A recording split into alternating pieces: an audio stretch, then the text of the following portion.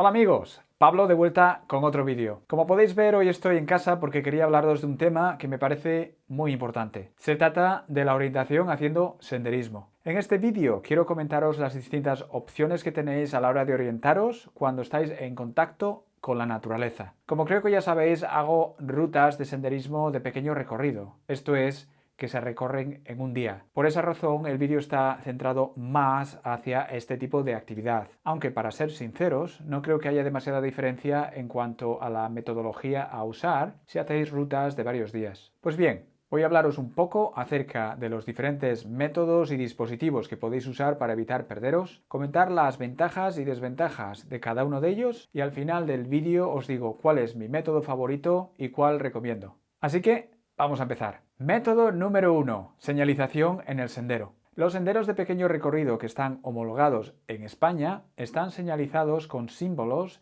que consisten en dos bandas, una banda amarilla y otra blanca. Cuando las bandas están paralelas, indica que el sendero sigue esa dirección, mientras que cuando están cruzadas, indican que no se debe seguir la dirección donde está representado este símbolo. Hay otro tipo de señalización que no es tan común, pero que conviene saberla. Se trata de cuando las bandas son paralelas, pero tienen una forma de un ángulo recto, indicando que hay un desvío a la derecha o a la izquierda, dependiendo de la orientación de ese ángulo recto. Además de todo esto, en rutas de pequeño recorrido se suele poner un cartel indicador con un mapa de la ruta al principio y al final de la misma. Al mismo tiempo, hay postes con los nombres de lugares e indicaciones de direcciones. Todo esto es muy conveniente para orientarnos, pero presenta el problema de que a veces la señalización está dañada, ha desaparecido, se ha borrado con el tiempo o incluso a veces nos perdemos una señal y acabamos en el medio de ninguna parte. Por eso es conveniente no fiarse solo y exclusivamente de la señalización para evitar problemas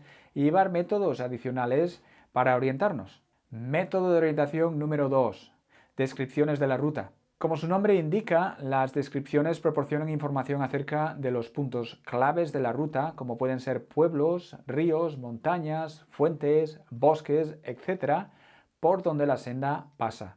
Asimismo, suelen proporcionar información acerca de la distancia, el desnivel, posibles áreas de descanso, etc. Las podéis encontrar en páginas web, guías de viaje o libros de rutas de senderismo.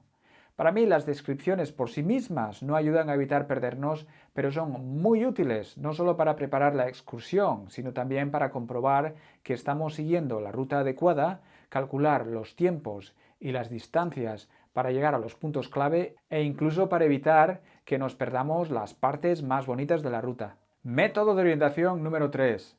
Brújula y mapa.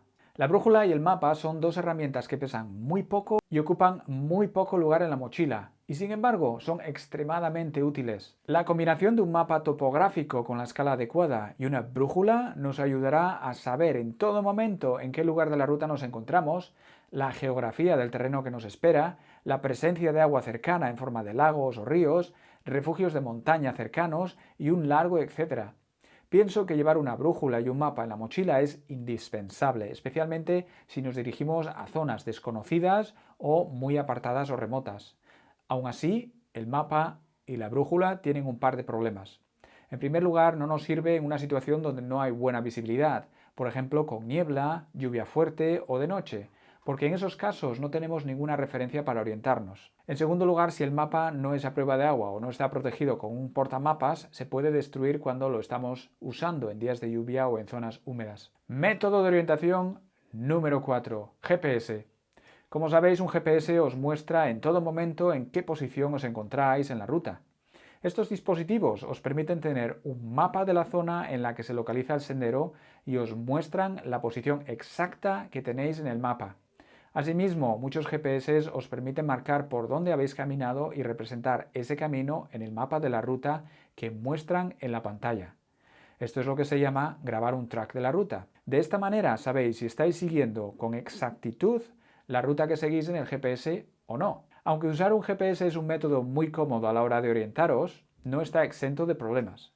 Por ejemplo, son dispositivos electrónicos y pueden fallar. Si tenéis un GPS como único medio de orientaros y os deja de funcionar, puede ser un problema serio o no, dependiendo de dónde os encontráis y qué ruta estéis haciendo. En segundo lugar, depende de baterías, algo que limita el tiempo en el que se puede usar. Baterías de repuesto o baterías externas extienden el tiempo de uso, pero no indefinidamente. En adición, en climas muy fríos, las baterías se pueden descargar. Os recomiendo dormir con ellas en el saco, si este es el caso, para evitar sorpresas al día siguiente.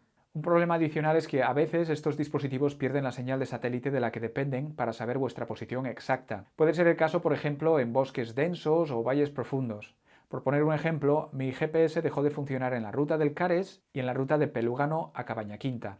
En el primer caso no fue ningún problema porque es una ruta fácil de seguir, pero en el segundo caso, si no me hubiera dado cuenta a tiempo, habría acabado probablemente enriscado. Método de orientación número 5. Teléfono móvil o smartphone. Casi todos tenemos un smartphone por teléfono y muchas de las cosas que he mencionado acerca del GPS se aplican aquí también. No sé si lo sabéis, pero podéis convertir vuestro teléfono en un dispositivo GPS usando aplicaciones.